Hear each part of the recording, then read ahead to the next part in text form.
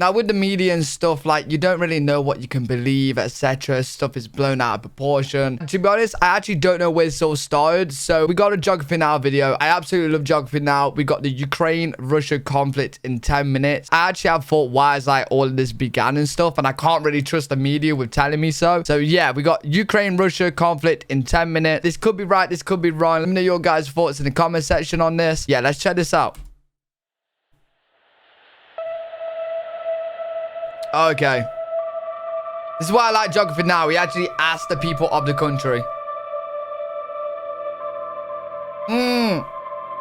That's so true. That is so true.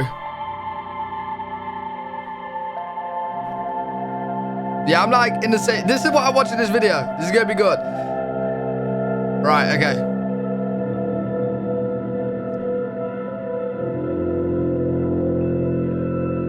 Oh, 100% complicated. 100%. Right.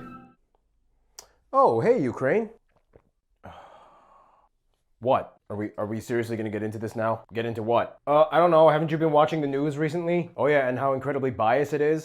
Bias? I mean, coming from the state-controlled media empire with UN representatives that accuse the West and Ukraine of using genetically enhanced combat mosquitoes against Russia. I mean, oh yeah, I heard about that. Warfare is a new thing. Look, we're at war right now. I shouldn't even be talking to you. Okay, first of all, special operation, not war. Second, oh, so now you just want to stay quiet and just listen to your little NATO friends that say they care so much about you when half of them probably couldn't even pinpoint Ukraine on the map before all this happened. Special operation. Are you kidding me? You mean the one where you said you were gonna free? Yo, that is probably so true. I can't lie. I'm not one of them. I don't think I was. My geography wasn't that great, but you know, I know of Ukraine, but I bet you a lot of people couldn't even pinpoint them on the map. I'm not gonna lie. Free us Ukrainians from all the neo-Nazis that rule our country. Yeah, because your country is run by neo-Nazis and fascists. Zelensky is literally Jewish, descended from Holocaust victims, and you're calling him a Nazi. There were Jews sympathetic to the Nazis in World War II as well, and plus it's not like he's a super devout practicing Jew. You guys literally just call anything you don't like a Nazi or a fascist. Yeah, because we fought against Nazis and neo-fascists, so we know how to call them out. Well, then you're just really bad at it. Oh, don't act like you're so sweet and innocent. Your country was riddled with corruption since independence, and your politicians have been known on record for numerous bribery scandals involving oligarchs and the mafia. What was it, in 2018, the Council of Europe even listed you as like the most corrupt country in Europe? Yeah, wait, is that actually true? You being number one. Yeah, we've had our corruption and drama. Thankfully, we're going through a corruption purge right now. In any case, most of our corrupt leaders were tied to former Soviet nomenclatura, which tied back to you anyway. Back to us? You're the one that totally went back on half of the agreements that we made in the 90s after your independence. Lisbon Protocol, Budapest Memorandum, the Russia-Ukraine Friendship Treaty.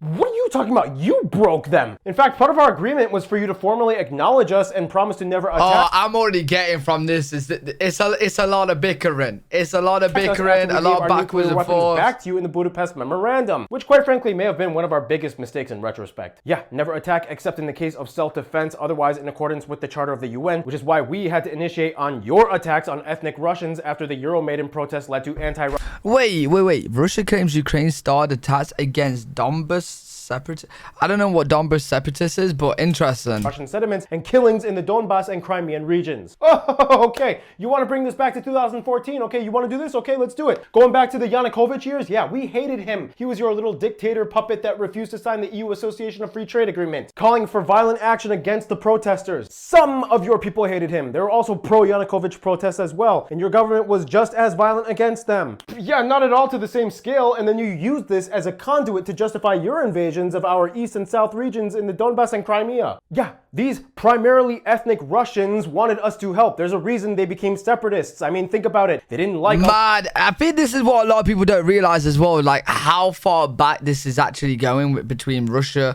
and Ukraine. But I didn't know that like they may or may not have been attacking onto the Donbas. The corrupt policies that your government was either forcing upon them or neglected upon them, which pretty much started immediately after your independence. Hell, you closed down half of all the state-owned factories in the Donbas, and then they became a gray industrial wasteland. Okay, yes, in the earlier years, we probably could have put more focus on building those areas up. Yeah, you could have. But during independence, every single one of those areas voted to become integrated with Ukraine and break up with the former USSR. Right. They became an agreed part of our country. Yeah, there are so many illegitimacies with all those actions, like the traitorous Khrushchev who handed over Crimea in '54 from the Russian SFSR to the Ukraine SSR. I mean, there were only like, what, 13 out of the 27 members of the Soviet Presidium that were present. It was unconstitutional. No, it was handed over because it made sense. Our country is literally connected to them via peninsula. We also have a much longer history and culture tied into that region with our Zaporizhian Cossacks That's a good that point interacted right there. with the locals when they were under the Tatar Khanate. I mean, guys, can I say something? I mean, most of us ethnic Tatars were deported during the Soviet... Not now. I mean, how can you even call it your country when you neglect it and the people want separation, calling us in? That doesn't mean it's your country. I'm not claiming it's my country. I'm saying that it's a region that is asking for our intervention to separate from you. Okay, first of all, no, not everybody in those regions were asking. You know what? This is getting so like complicated to, like, with information. The point of like, I'm still like, I kind of want to know where this began. Like, why? Like, what is the reason why Russia, first of all, invaded Ukraine? Like, what was the, okay, they're doing this, let's do this, right? For your intervention. Second, even if they were, that's not your prerogative to intervene or it's invade. just been built You up. agreed to accept our borders upon the memorandum, and it's still our country. Yeah, is it really though when you become the suspiciously aggressive one by disregarding our diplomacy, by entertaining agreements with the neo-colonialists like the EU and NATO? I'm the aggressive one? When did I ever attack you? Not directly me, but you agreed to give all citizens, regardless of nationality or other differences, equal rights and freedoms, which you've denied many in the Donbass, so we take that as breaking the Belozheva Accords. Plus, you're really cozying up to those neo-imperialists, the NATO and the EU. They want to make you really their don't little like them. slave, especially after all the war debt that you'll incur. Who's to say that they won't try to make you attack us?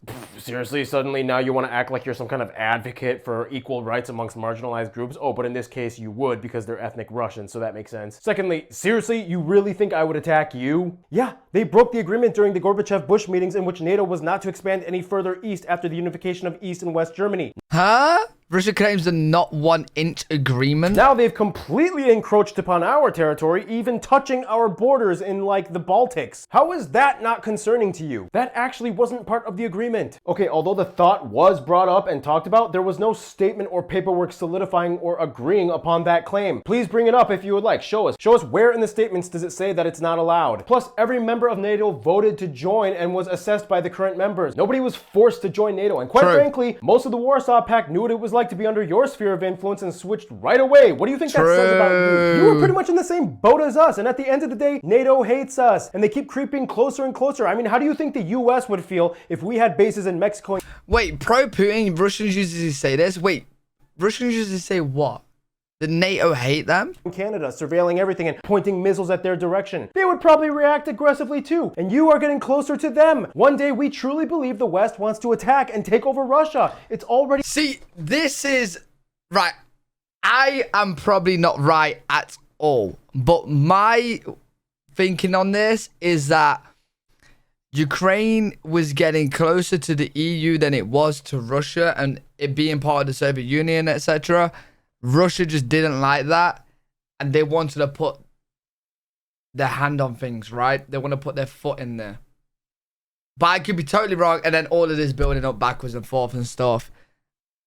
I feel like Putin just wanted to make a point, and he wanted to make a point to other countries as well to like not get closer to EU, because if Ukraine goes to the EU, if not to the EU, to NATO, if Ukraine goes to NATO, nearly everyone's going to be going to NATO at this point, right? But I could be so wrong with that, but that's my thought on it currently right now. Evident in the NATO expansion. We're pushed up against the wall. Oh my goodness, you're actually trying to victimize yourself right now. Okay, you are paranoid, clearly. Really? Because we know what it's like to dissolve and give the West a chance. We tried that in the 90s and it blew up in our faces. Everybody in the West was like trying to pick at Russia like vultures on a dying corpse. We were struggling and suffering at the hands of the supposed fake smiling West. And soon you will too. We do what we do and say what we say because you don't know what you're getting yourself into. I know what it's like to be under you for 400 years, and at this point, anything is better. This isn't even about 2022 or 2014 or 2008 or 1991, is it? Yeah, first thing I can agree with you on. Wait, 400 years? Why are you acting this way? Just so against us. Because it's like you don't even see us as Ukraine. It's like you just see us as like an extension of Greater Russia. Yeah, well, I mean, the Treaty of Pereyaslav in 1654 kind of meant something. It was kind of like a big unifying moment. Well, yeah, on paper, our Ukrainian Cossacks pledged allegiance to the Tsar of Russia. Do you know what would be amazing? It would be amazing to somehow get Putin and I forgot his name. Oh, that's very bad. But the Ukraine is it president? No, prime minister. To react to this. I don't know how, but it'd be interesting. It'd be very interesting. Or like 20 Russians and 20 Ukrainians. Is it Ukrainians or Ukraines? I'm During not all too those sure. complicated wars with the Polish-Lithuanian Commonwealth, that didn't mean we lost our sense of being Ukrainian. Yeah, Ukrainian. but we are East Slavs. We're all descended from the same ancestry. We're supposed to be family. But you can't just say that. Yes, we have the same roots, but you guys went off and became something completely different. Oh my god, yeah, like minute, minuscule differences. No, like an entire plethora of differences. For one, we speak a different language. Yeah, within the same East Slavic branch of languages related to ours. You guys can barely understand us when we talk. In fact, we have more mutual intelligibility with the Polish language than with yours. Yeah, thanks to all those loan words that the Polish-Lithuanian Commonwealth put on you, which worked out so well in the past. Seriously, like even culturally and like even phenotype-wise, you guys have had more cultural roots related to the Uralic and Ugric peoples, whereas we are more like Pannonian Basin, Eurasian, steppe, Western European influence. Okay, so yeah, you had Zaporizhian Cossacks, we had Don Cossacks. Your Vishivankas look similar to our Rubachas. Your Petrikivka painting style is basically our Jostovo. Yeah, and where do you think you got half of all that stuff from? A lot of that was just stuff we started. Hell, people think borscht is a Russian dish. Fabergé eggs were basically just inspired from our pisanki designs. Let's just be honest though, from an outside perspective, most people couldn't even tell us apart. Yeah, because you spent centuries Russifying everything you came in contact with. Most of the republics didn't even have a choice, and many of their populations were either displaced or don't even get started on the Holodomor. Okay, yes, we know that the Stalin years were messed up, and most Russians acknowledge that, but we have to go back to the roots. No, you can't just keep throwing the East Slav. I know a little bit about the Stalin It's like years. from the very onset of your Moscovia or proto-Russian identity, it's like your leaders frivolously studied the past and tried to recreate some kind of like new Roman Empire. You even put a version of the Byzantine double-headed eagle on your coat of arms, and the word Tsar is just a derivative of Caesar. It's like really? We all started in the same place, but then you guys just went off and became this huge monster. We are not the monster. The West is the imperialist, and we fear that they will just make you more and more of our enemy as they take your life away from you. You fear that they will take life away from us? I mean, that's a whole other discussion, but I mean, honestly, it just kind of seems like your whole position is about regretting political decisions made in the past and deciding to delegitimize. You know what? With this, I know this actually isn't Ukraine and this actually isn't Russia, but based on this video, fully like Ukraine's got more points and then Russia is like on like trying to say things to make a point, but is failing on making that point, right? Whereas Ukraine's got the answers, legitimizing them and wanting to go back on what was. But that was already based on this video. Because sometimes you have to fix what was wrongly established. It was never broken. Yes, it was.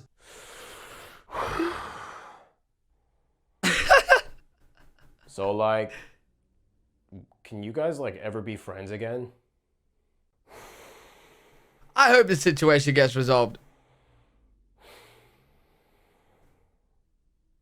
I don't know if this is media telling me this or not, but I've also heard that like Russians don't even know or they're being lied to what the war is actually about. They didn't even know at the start that it was going there. They just went there and it was told it was going somewhere else. I don't even know. But then Russians are like fleeing at the scene and stuff like that because they don't even want to fight. It's a case of like the Russians don't actually want to fight this. They got no problem with Ukraine, but the government does. But that's what I've heard. Let me know what you guys think in the comment section. Bring me up to date. Interesting video, learn a bit. Hopefully you guys learned some stuff as well. If you guys enjoyed this video, make sure to leave a thumbs up, subscribe, and I'll see you all in the next video.